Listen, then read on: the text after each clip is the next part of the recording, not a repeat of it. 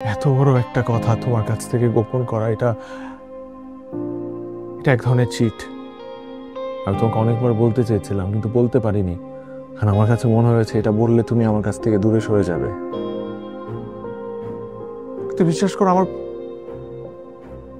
পৃথিবী কিন্তু থেমে নেই। এই পুরো অফিসটা কিন্তু আমি চালাই। আমার আন্ডারে অনেকগুলো মানুষ কাজ করে, আমার বাসা, আমার ফ্যামিলি, সবকিছু আমি ম্যানেজ করি।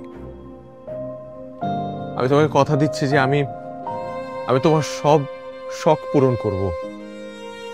তোমার সাথে পাহাড় দেখবো, তোমার সাথে সমুদ্র দেখবো, তোমার সাথে বৃষ্টি দেখবো।